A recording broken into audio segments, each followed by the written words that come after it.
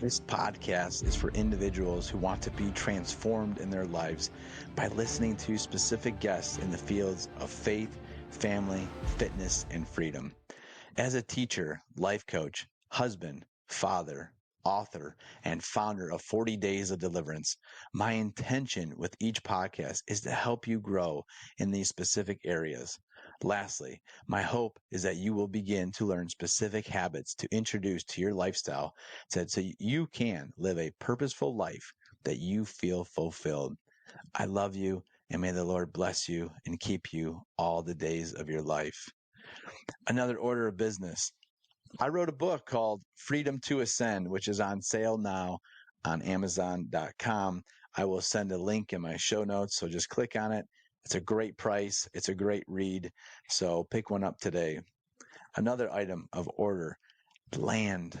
The Lord has given me a vision that I will be gifted land by some special soul. And this land will be used for deliverance camps to help people who are hurting and to help people come together as a family and friends and fellowship. So if you have land that you would love to donate for this cause, please go to the show notes, which I'll have my email, and just email me land. Another note, share this episode. This show is growing, and the only way it's going to grow faster is if you can do one thing. Share this episode with one friend or more. Also, if you haven't left a review, do that now as well. Just do it on your app you're listening to. Now, buckle up and enjoy this episode.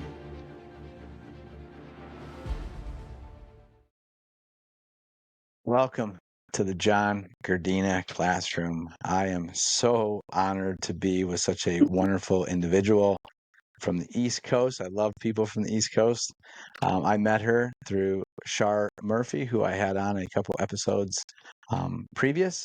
She doesn't know this, but she's actually my 100th episode. So I am just blessed because she is just a true light, and you're going to love her story. You're going to love her passion, and you're going to fall in love with who she is and why she does what she does. So, Vicki, I'm so happy you're here today. Tell everyone real quick, like, why you're so excited to be here to tell your story. Well, in life, one of the reasons I love speaking to Joy is because we always remember, connect, and celebrate life with each other. And when I got to meet you, we connected and we celebrated about story. And it's so important for us to share what we've been through. And that's how things are passed down from generation to generation. And it's how healing happens. So I'm just really grateful to have the opportunity to be an author, first-time author, and share my story from Mission Hope. Yeah, and we're going to get into that. But to get to know Vicki a little bit deeper, I have just 5 little introductory questions. Being in the classroom, we always try to, get a little engagement from the student as we learn more about them. So the first question is, if you were a superhero, what would your superpower be? Oh, if I was a superhero, my superpower would be reading people's minds. That could be scary, though, Vicki. Yes, It it can be can. scary. Yes, it can. But I understand why. I think you could Yes. definitely help people more if you understood what they were coming from and what they were thinking. So that's a good superpower. Just dangerous at times though, like kryptonite. All right, this Yes. is a good one for you. What is your favorite book? Oh, my favorite book is oh, it's hard because I'm like a big Jane Austen fan. So it would have to be oh,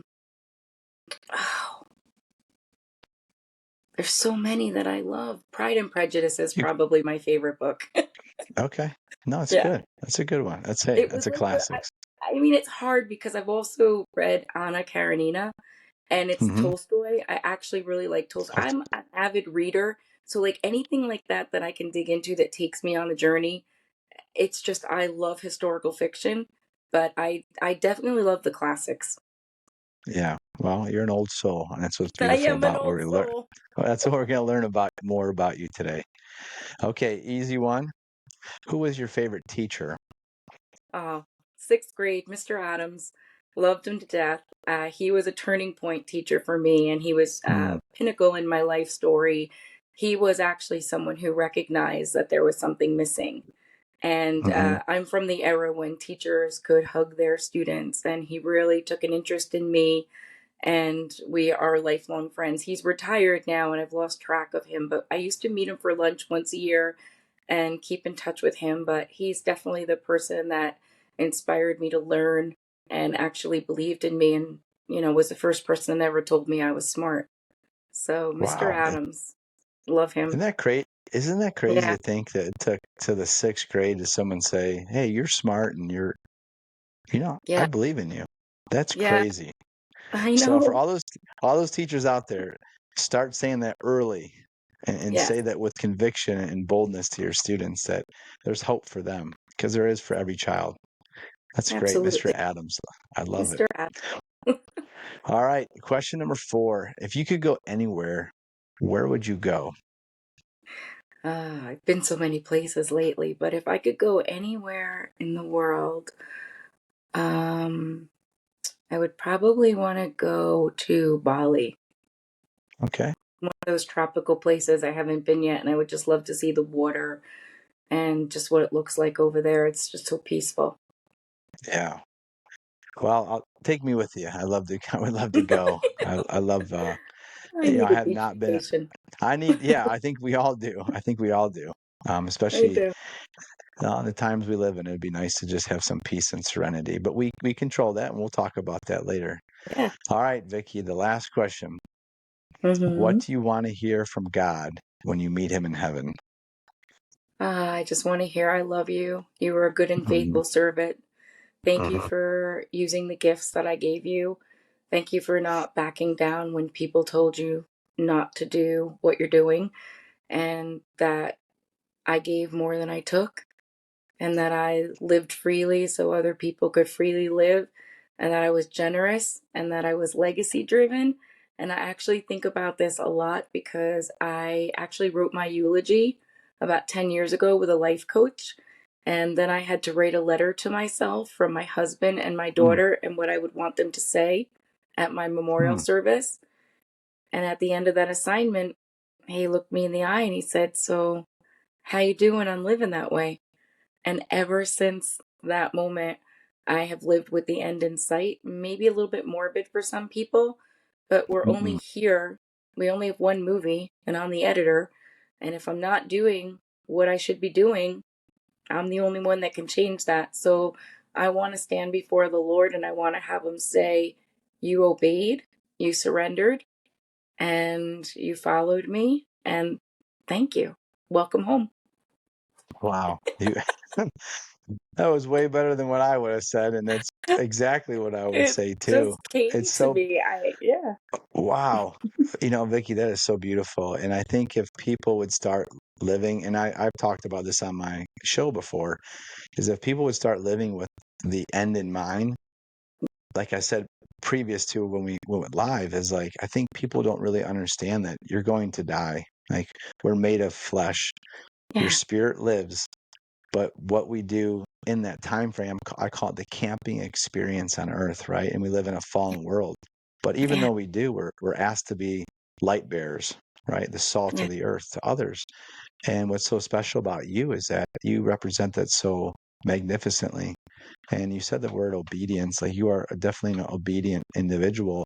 And what you've done by being a published author now is you're using those gifts you knew that when you were young you had, and then Mm, now you're on top of the mountain now of like the fruition of yeah. using those gifts, but you're doing for all the right reasons. Yeah. So what I'll say to you is this, and I want to get into the reason why you wrote in Mission Hope and other writings that you've done in the blogs and all the other beautiful things that you've done for people is you knew when you were a child there was something different about you. And I feel the same way about myself, Vicky. I really do. Ever since I was young.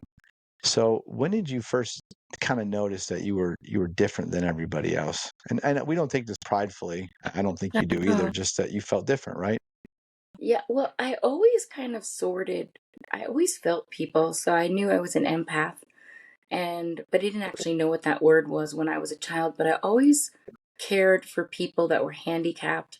I always went out of Mm. my way to be kind and helpful, and I always noticed people that were lesser than, meaning maybe they had a missing limb or their eye was crooked, or I was Mm. just very always in tune with noticing other people, and I always wanted to help them. So I've always been a helper. And I've always looked out for the underdog. Even though I myself was teased and made fun of, I still made sure I looked out for those who were being teased and made fun of.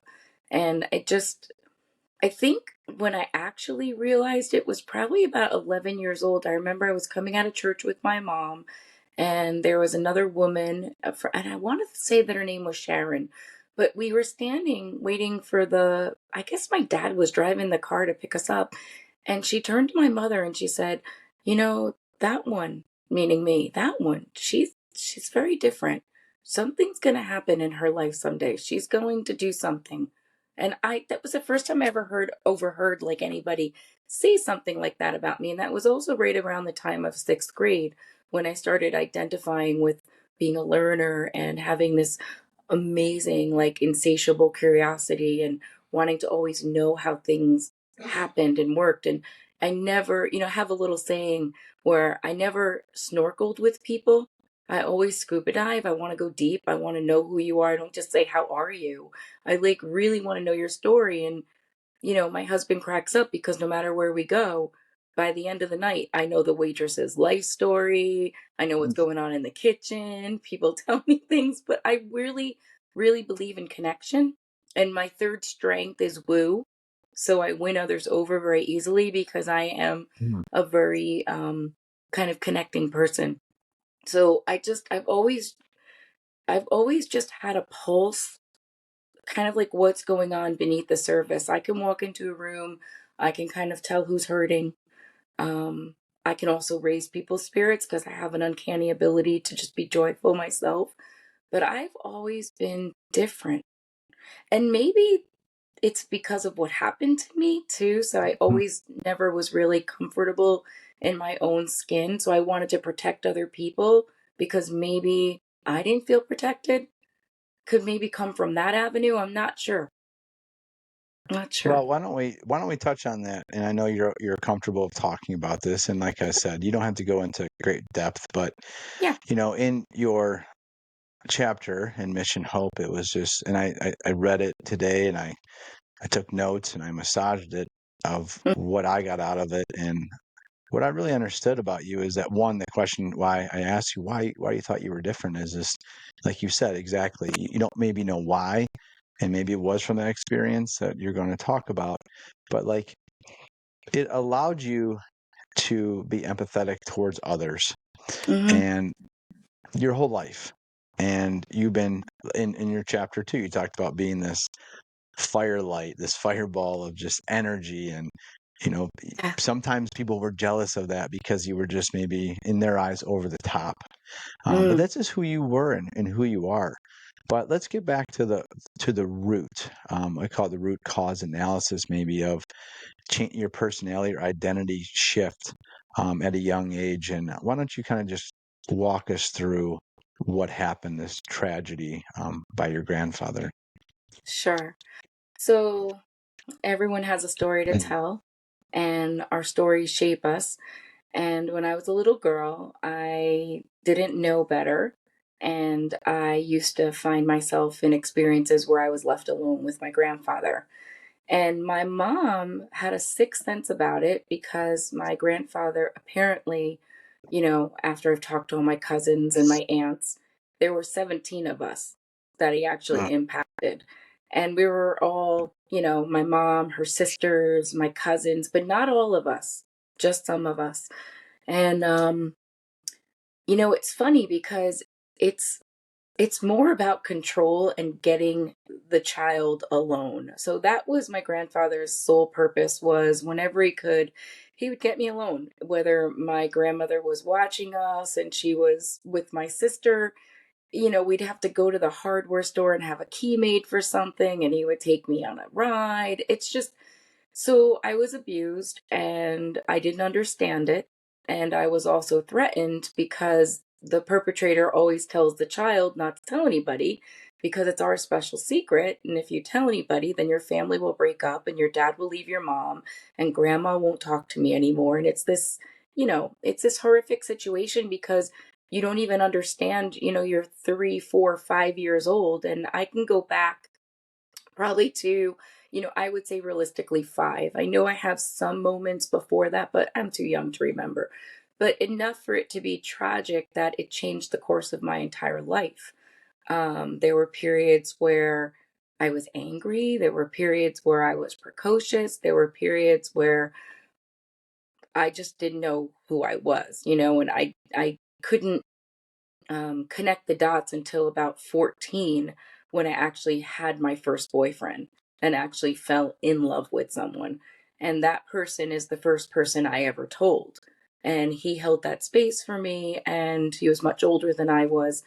And I can just tell you that it has been the bane of my existence. It has infiltrated every relationship I've ever had. It's impacted my ability to decision make, self esteem, self awareness. I'm almost 60 years old and I still think about it, even though I've had tons of therapy and written about it and talked about it and shared about it.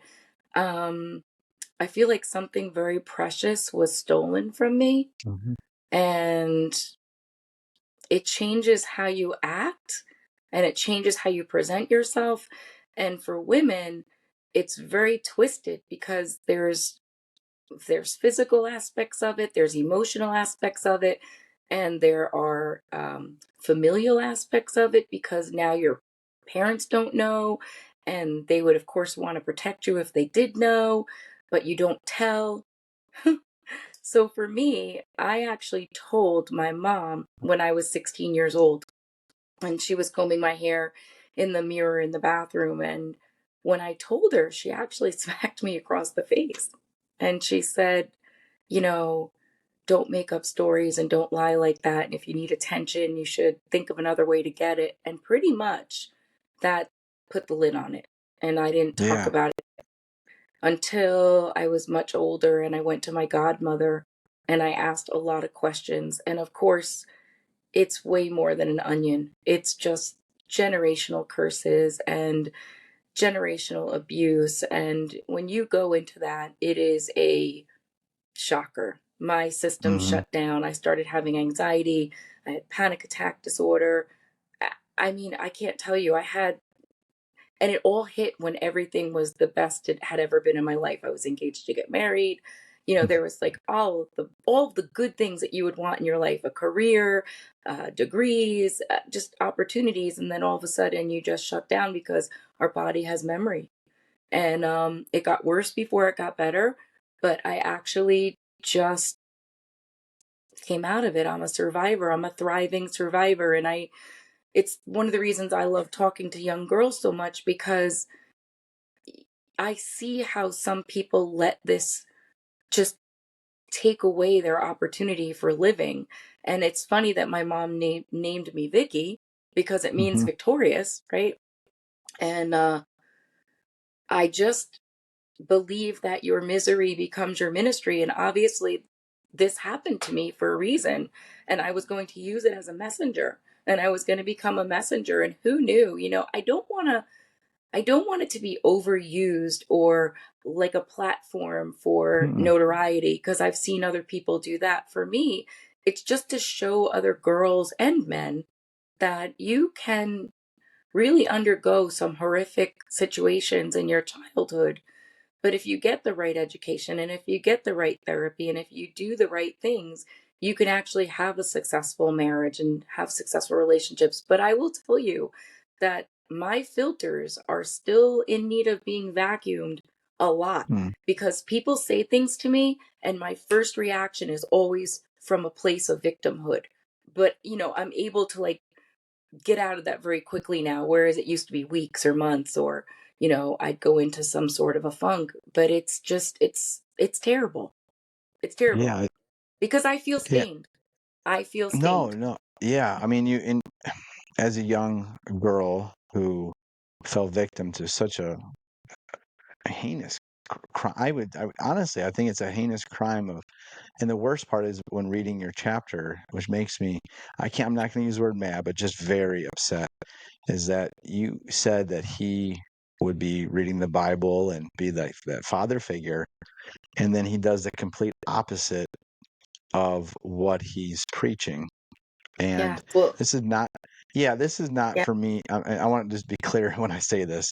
This is not for me to bash anyone who is a believer or at the pulpit of you know uh, a priest, a pastor. No, what Yes. I'm trying to say is that there are evil people who look like sheep but are actually wolves, Yes. and they come in innocent, they come in a way that it makes you feel comfortable, and then that's when they attack. um Yeah. one of the things that I really appreciate what you said, Vicky, was that like you don't want to use this as like your platform, but No. what you said, what I really respect out of you is that like you're using the misery the stains that you went through as your ministry, and your Yes. ministry is to give. And I love it, and your name on there is the joy kindler.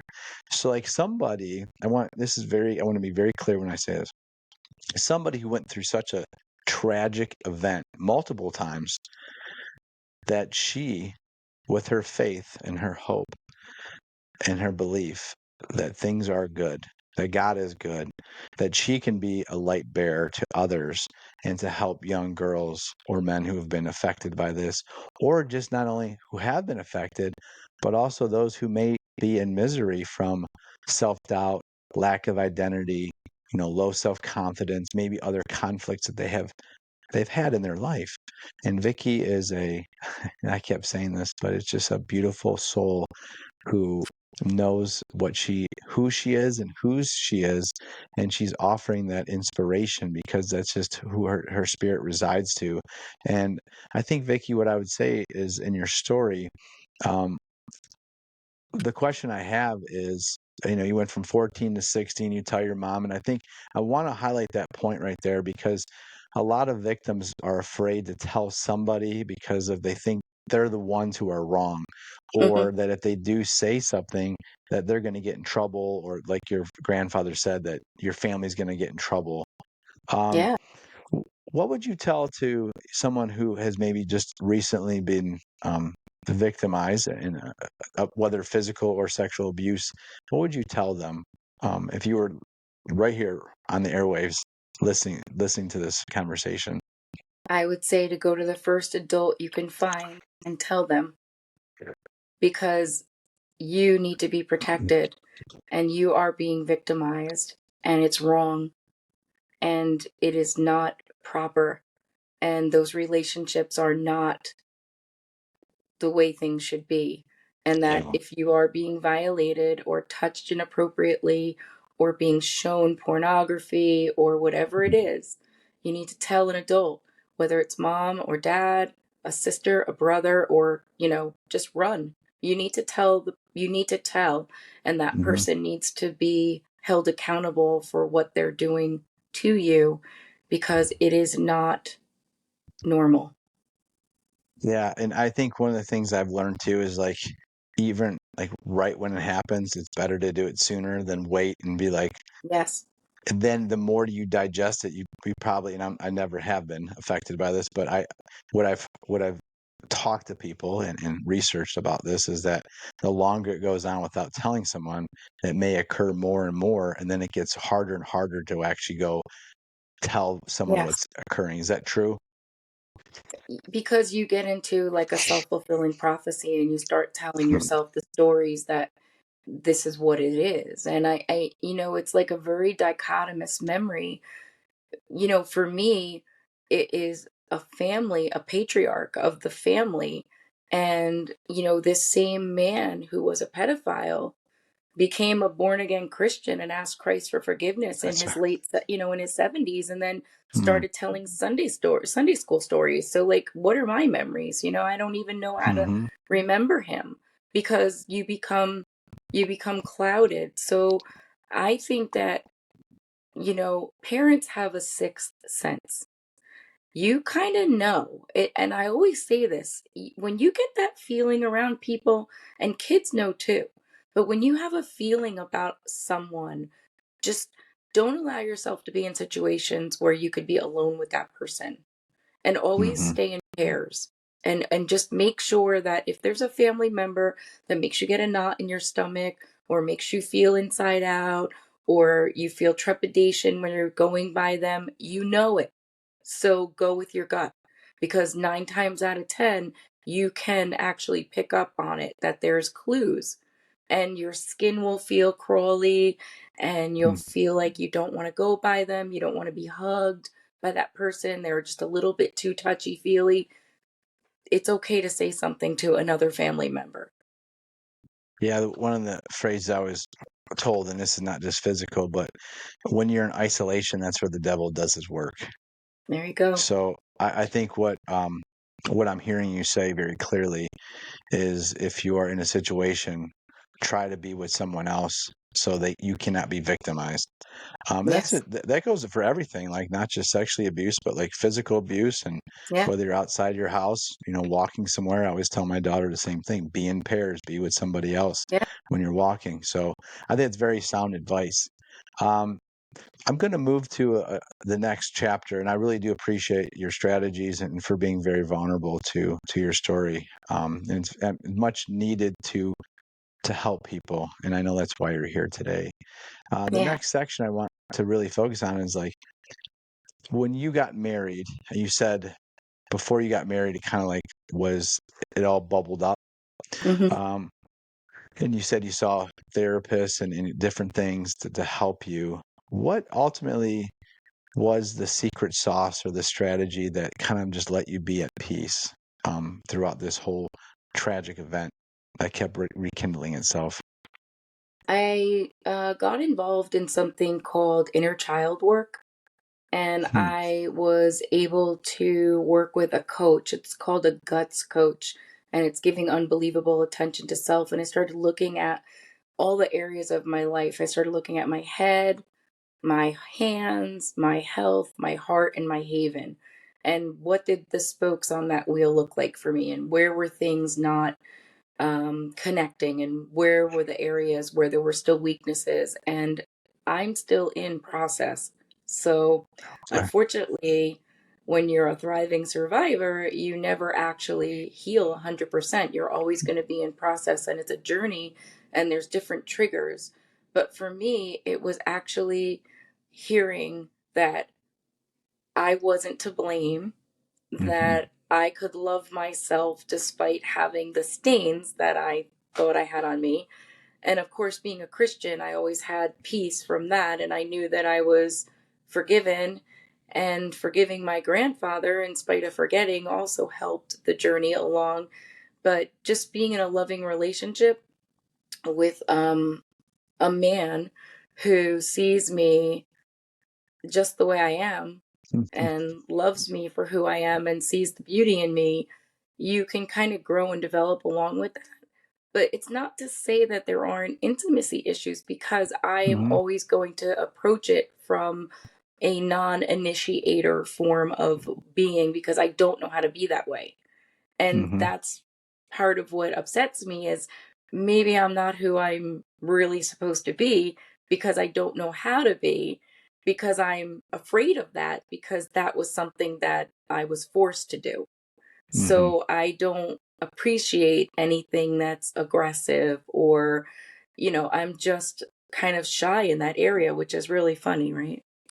So, Well, but for no, me, it's no, just a no. lot of work, a Yeah. lot of work, a lot of reading, a lot of journaling, a lot of praying, a lot of gnashing of teeth, a lot of just having to accept what it is. And I've done a lot of work too. So I got involved in a crisis pregnancy center, and I gave back. I would go out with a male partner, and we would give these talks on why guys have sex for the first time, why girls have sex for the first time. And we did this whole true love waits thing. And I mean, it was miraculous. We had this piece of tape that we passed around that got all yicky. By the end of the class, it didn't stick to anybody. And, we would share Hmm. stories about what happened, you know, to someone who actually had to have an abortion, somebody Mm-hmm. like me who had to actually, be sexually abused and get over it. But those programs are what helped me heal, because when you tell the story, it's not as scary. And then when you keep telling the story, you actually understand yourself better and you can go deeper, and then you can draw people to you. So one of the things that we did at the end of that program was we provided an 800 number for anyone that was in the audience who needed to talk to somebody. The phone rang off the hook. I was shocked Wow. because I used to sit for 6 hours and do some of the triage of the phone calls, but it amazes me how much sexual abuse and pornography and trafficking is rampant in this country. Just rampant. Yeah, we talked earlier before we started, and again, it's evil is very rampant right now, and at the root of this evil, and we know we live in a fallen world, and it's a spiritual battle each day, and when we don't have a loving family, it's easier for the enemy to just come in and take over our our peace, our vulnerability. Um, and it's sad that anybody, and working in my field for 20 years now, it's really sad to see children who are suffering every day. And education's not the top of their list. And it might be food, it may be just, getting a warm meal, getting a nice place to sleep, and not hear chaos maybe surrounding them when they come home.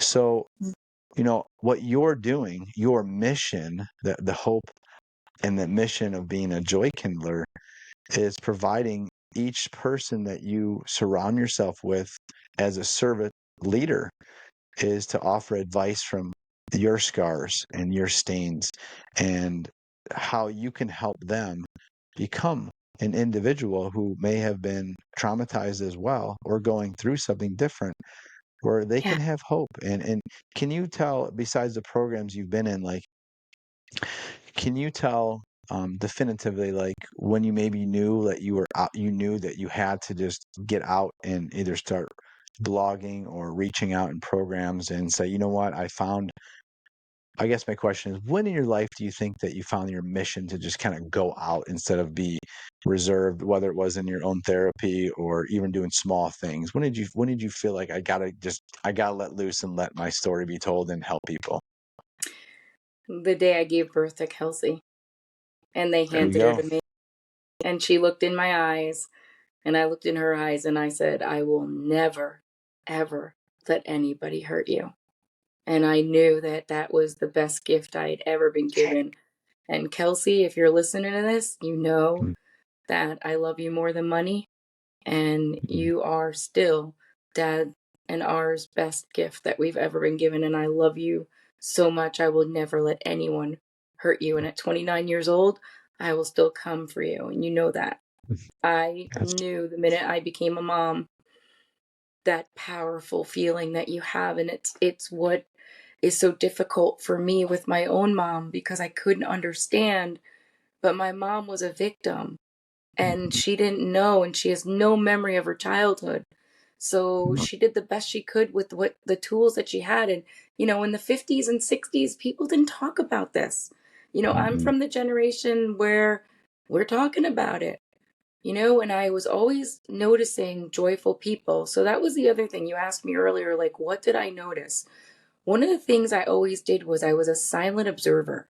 And I always looked at other people that were so happy. And I'm like, why are they happy? And then I got interested in human motivation. And then I got interested in joy. And then I got interested in getting a master's degree at 55 in executive leadership. And then I was looking at the soul of a corporation, like the SOLE, the bottom of a shoe, is based on mm, the soul, SOUL, of its people. And if there's no soul in a corporation, um, how do you help people? And then I started looking at the DNA of joy, and there's actually a gene for happiness. And as a cytogeneticist, I always look at the DNA of things. Again, that learner, that curiosity, like, how do things work? Like, why are some people more happier than other people? And why do some people seem to overcome adversity? And I started to really just look at not even so much the psychology, but just human motivation. What is it that makes some people different than other people? And that's where I got into, well, let me look at all of the attributes and let me look at the skill sets, and why do some people make it and some people don't? And Hmm. why do some people with less tools in their toolbox make it? So I started really digging into joy, into abundance, into grace, into gratitude. And that turned out into my keynote, which is live in jagged. So, how do you get to be living jagged every day? Because life is jagged. Life has a lot of jagged edges. But if you show up every day and you wake up with joy, abundance, grace, and gratitude every day, then you're living jagged. And how do you do that? So that's what I speak to. I speak to, how do you wake up in the morning, and how do you start with gratefulness? What's the first thing you say when you open your eyes? Do you take a breath and say, thank you, I'm alive, I'm breathing, I have another day to serve? And then serving just became a mission field for me, because our daughter just inspired me to tell, because I didn't want her to live in a shadow, and I didn't want her to have a broken mom, and I didn't want her to not have faith. So I tried to instill values in her and help her see the world through my eyes, but also through her own eyes, with a lot of empathy and a lot of kindness and a lot of goodness. And she is all of those things, and struggles, still struggles, because the Yeah. world is tough. She was made fun of in school for being beautiful. She was made fun of because she was outgoing. And you can only do so much. You have to stay in your lane. She has to learn how to survive on her own. I couldn't protect her and keep her in a bubble. I wanted to. But I think anyone that's been abused, it's funny because I don't know how you can become an abuser. So, like, if you've been abused and you have a child, I don't understand how you are an abuser, because for me, it was the complete opposite. I became a protector, and I wanted to make sure that her life was safe. She didn't Yeah. see the things that I saw growing up. She didn't see alcoholism. She she didn't see people hitting people. She didn't see people going to jail. I mean, I shouldn't be who I am. It's only by the grace of God that I'm who I am. As a matter of fact, and mom and dad, I know that you don't like when I tell the story, but I'm going to share the story because my mom and dad got pregnant with me when they were 17 and 18 years old, and they were shunned by their family. They wanted to send my mom away. They weren't going to get married. And my mom will tell you this, it was never a consideration. Her and my dad were never going to not have me. And they got married, and my godfather, my Uncle Si, God rest his soul, he was like this guardian angel that took care of my mom and dad, sold them his house, made it affordable, and here I am. So I say in the book, we can get into abortion, we can talk about life, right? But what if I wasn't here? What if Yeah. my mom and dad had made a different decision? And my life is so awesome. And I have had such a great journey, and I have touched so many lives, and I was able to give life to Kelsea. And, I don't understand. I can't even comprehend it sometimes. My mom and dad lied about their anniversary until I was about 30 years old. And I looked in a farmer's almanac to see what day of the week my parents got married on. And it turns out they had gotten married a year earlier, but they didn't want my sisters and I to know. And it's just like one little thing just snowballed and changed the dynamic of our family. And everybody is still disconnected, and everybody is ostracized. My dad's the second oldest of 12. I'm the firstborn grandchild of 72 grandchildren on the O'Grady side. And the relationships are few and far between, because of judgment, right? And because of just everything. So I always have been a repairer. My sister Amy is like that too. We just reach out to family members, and we want to love on them, and we want to be connected, and we want to remember and celebrate life with our family. But Yeah. people are broken, and people say things and they don't repair it. And again, it's generational. It just keeps happening. And I Well, think I would like to say that I stopped it. you are the chain breaker. See, Vicki, I mean, you you look at your life, and I'm glad you brought that story up that your parents did not have an abortion and they kept you because you're a blessing. You're the light bearer, you're the joy kindler, you're the hope bearer. And what happens in life is that it takes the one individual in that genealogy. And maybe you knew something was different about you when you were young because God planted it in your soul that you were the one. And for you being the one, and you were to break this chain of not we're not talking about abuse, we're talking about just jealousy, being broken, um, and living out truth. And that's really what it lies in. The truth obviously sets us free, but what it does is it repairs. The truth allows us to be whole, fulfilled. And we know biblically that, the truth will set us free, right? And for our lives, I think for you, you're living free, even with the scars. It's almost like I think of you like this beautiful eagle, all right, who's flying, whose wings have been battered through scars of physical abuse and the sexual abuse and all these different things, the family, you know, breaking. But you know what? You're still flying, and you're going to all these new heights because that's your mission. Your mission is to bring people together. Your mission is to give hope for those who are hopeless. And you knew you were different because, like I said, the seed was planted in you when you were in your mother's womb. And then you realize it when you're young. And then the devil used it to try to go against you because he knew how special you were. Hmm. So he took your grandfather to abuse you. So when you look at these layers, you have this beautiful seed that was planted early that the enemy knew was going to do so much good. So he tried to attack you when you were young and at a vulnerable age. And then you just kept plowing through. Not easy, arduous task, very many years, never fully repaired.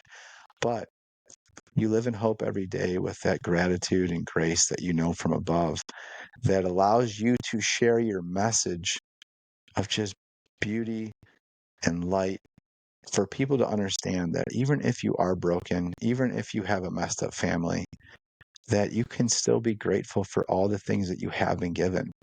And I think the more people understand that there are people who love you, that's the first thing I've noticed is the foundational. You said the sole, the heel of the shoe, but I look at it very similarly. That's the image that you have. Is the love is the foundation that God is He's made of, and we are made in His image. So once we learn true love, that agape love that God has for us, and that's why you're thriving because you knew God has always loved you, even though you got a raw deal and you got messed up through this process and this journey of life. But many people biblically, through stories we have read, like I'll use the story of Job, taken everything from him, but his wife, everything. And he Yeah. never cursed God and he still had hope. And God gave him back twice what he had before. And you are very much similar to that, Vicki, that God has blessed you with a wonderful husband and blessed you with a beautiful daughter and blessed you beyond belief of like the material things too, for your hard work and commitment. And now you have honed in that mission as being an author now, and you are on your chapters of life, literally writing and storytelling and giving, Vicki, that it's allowing you to like have rivers of flowing water of hope for others, and it's nourishing their souls. And I'm so blessed that you're able to talk about this today. So thank you so much. Thank you for having me and letting me share. Yeah, you basically what you did in this conversation is people like you, and they're rare breeds, is you could either be a victim to what has happened in your past and blame everybody, or you can say, you know what, this happened to me. It wasn't my fault. I did not want my life to be like this, but I'm going to make the best of life. And Yeah. because of that, you're serving others through your gifts. And it's Yeah. a true joy to watch and witness your boldness and that joy on your face right now of you're in mission. And when you're in mission and purpose, like there's no looking back anymore. No. And like I said, you're that beautiful eagle just flying and soaring. And one day when we both perish, and when you perish, like of the flesh, you'll be in heaven. And just how we started this conversation at the very beginning, you said it so eloquently that God will tell you, I'm so thankful that I'm getting emotional about this, that he's so thankful that you continued his mission because he knew when he planted you in your mother's womb, that what you were going to do from the beginning, and you stuck it out. And Yeah. I'm just so thankful that you're able to tell your story in your book and here Thank you. today. Man, Thank it's beautiful. Absolutely beautiful, Vicki. So you. yeah, go Beautiful. show it off. Yeah. Isn't it Shar pretty? Murphy, thank you. Shar Yeah. Murphy. Thank you, Shar. She's an amazing person. Yes, she Inspirational is. stories of faith and triumph. And I think that's the word that drew me to write uh for this volume, because Mm-hmm. I never really considered that I've triumphed, but I actually Mm-hmm. have. Mm-hmm. And Mm-hmm. it was writing for this book that made me realize that there's so much in life that we can triumph over. And if you listen to other people who've walked through something, you actually get filled, and then you can actually, it's sort of like they shine for you, like the lighthouse, right? Mm-hmm.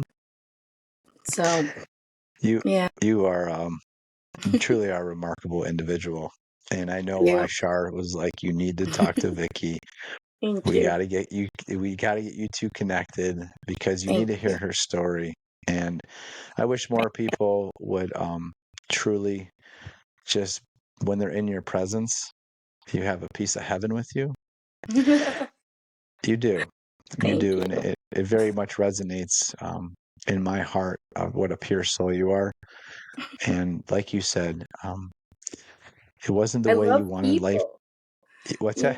know, I love people. I think Yeah. that's where I lead from. I lead from loving people, all people. Mm-hmm. And, in the world right now, there isn't this love fest, there's a hate fest.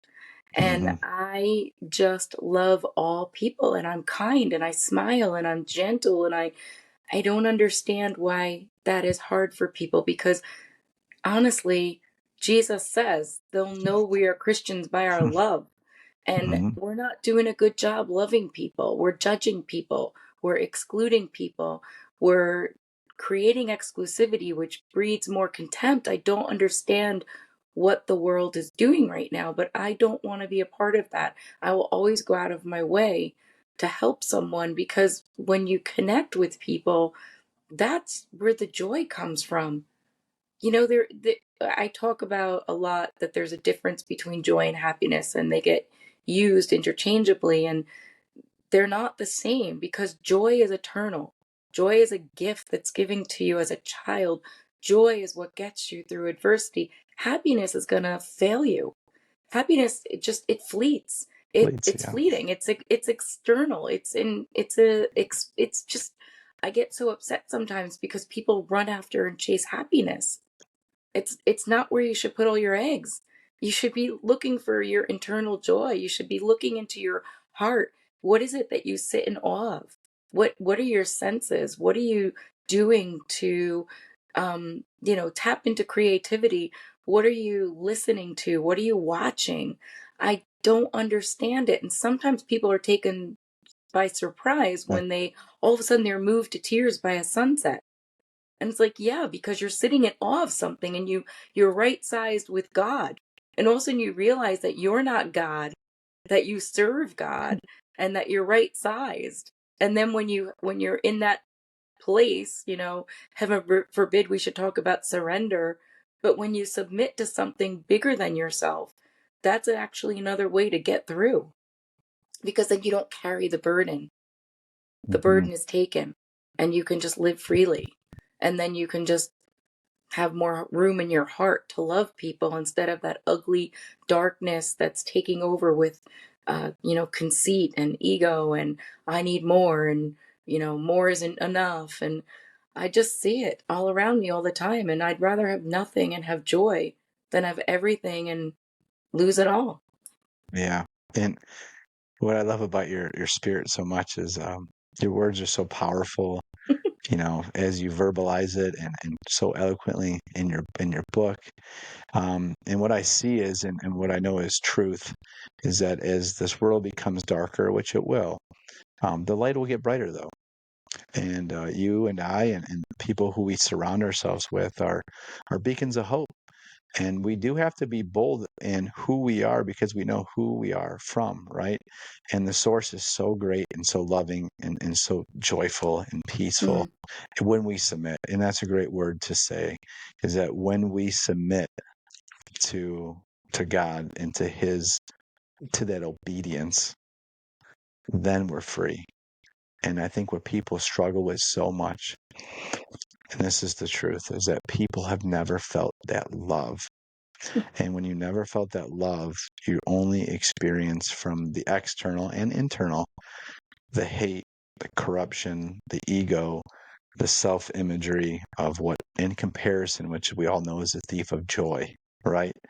So all I can say is that Vicki, you are a beautiful soul, and I hope, and I know, I don't have to hope, I know with conviction that until the day you die, you will be shining your light bright, writing, speaking, and I'm honored to be in your presence. And I knew there was things that happened this week that you were going to be my 101st, and there was a young man who was my first episode that was unable to do it this week early.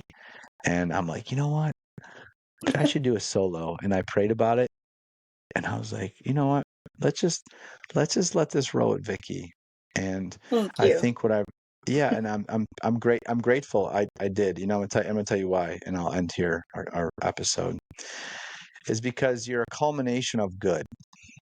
You This 100th episode to me allows the listeners those of you who have been through this journey with me to know exactly why I do what I do. And it's to allow people like Vicki to share the truth and to hear her testimony and the tragedies she's been through.